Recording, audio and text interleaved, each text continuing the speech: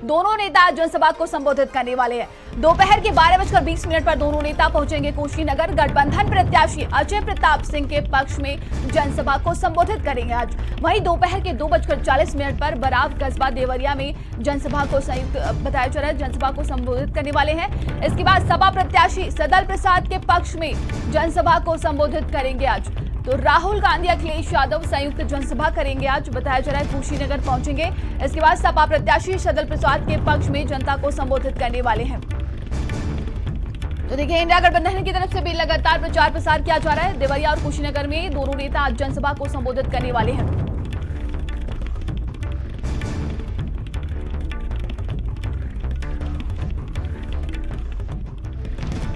दोपहर के 2:40 बराव कस्बा देवरिया में जनसभा को संबोधित करेंगे। सपा प्रत्याशी सदल प्रसाद के पक्ष में जनता को संबोधित करेंगे। और लगातार सहयोगी संदीप हमारे साथ बने हुए हैं। संदीप, देखिए, इंडिया गठबंधन की तरफ से आज संयुक्त जनसभा की जाएगी जिसमें राहुल गांधी अखिलेश यादव मौजूद रहेंगे। देखिए, लंबे समय बाद लोकसभा का चुनाव एक ऐसा चुनाव है जिसमें विपक्ष ने बहुत ही सूझबूझ से प्रत्याशियों को उतारा, बहुत ही सूझबूझ से उन्होंने चुनाव को लड़ने की अपनी एक योजना बनाई है जिसने देश की बड़ी पार्टी यानी भारतीय जनता पार्टी को सोचने पर मजबूर कर दिया और ये बता दिया कि इस बार लहर नहीं चल रही है, इस बार जनता चुनाव लड़ रही है। चाहे अगर हम देखिए बात करें प्रियंका गांधी और डिंपल यादव की, किस तरीके से इन्होंने रोड शो किया और उसका देखिए एक व्यापक असर मिला है। राहुल गांधी अखिलेश यादव, हालांकि पहले की लोग बात करते हैं कि दो लड़कों की जोड़ी पहले भी आई थी, फ्लॉप रही थी, लेकिन इस बार देखिए माहौल बदला हुआ है। इस बार जो है खुद बीजेपी ने कहा है कि इस बार प्रत्याशी नहीं बल्कि जनता जो है वो चुनाव लड़ रही है। और आज देखिए देवरिया की बात करें, कुशीनगर की बात करें, चर्चा ये भी है कि दोनों ही प्रमुख नेताओं का एक रोड शो वाराणसी में भी होगा।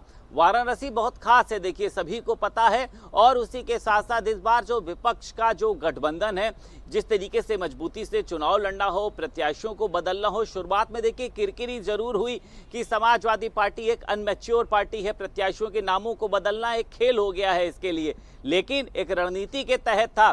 सबसे अंतिम में राहुल गांधी ने अपने चुनाव की घोषणा करी, अखिलेश यादव ने करी, कन्नौज से पहले किसी और को प्रत्याशी बनाया, लेकिन फिर इसके बाद इन्होंने खुद वहां पर एंट्री मारी।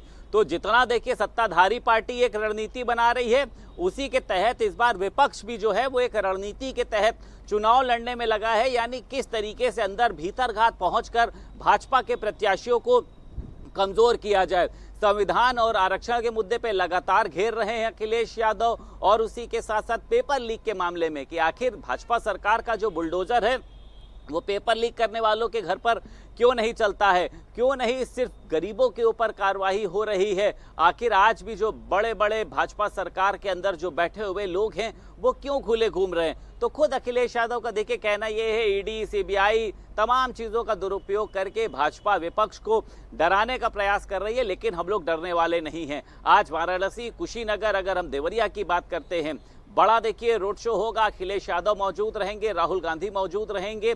हालांकि जिस तरीके से अखिलेश यादव की जनसभा में देखिए भीड़ उमड़ती है, कई बार ये भी देखा जाता है कि कुछ अराजक तत्व शामिल होते हैं, भगदड़ की स्थिति होती है। इसको लेकर अखिलेश यादव का कहना यह है कि ये भाजपा सरकार के लोग करते हैं, कार्यकर्ताओं को लाल टोपी पहनाकर अंदर भगदड़ की स्थिति पैदा कराते हैं। लेकिन वहीं पर भाजपा का कहना यह है कि समाजवादी पार्टी का जो एक पूरा संगठन है, ये अराजक तत्वों का संगठन है कि अपनी रैली में तो ये अराजकता संभाल नहीं पा रहे हैं, सरकार में आ गए तो गुंडे और माफिया जो है वो उत्तर प्रदेश की सड़कों पर खुलेआम घूमते हुए नजर आएंगे।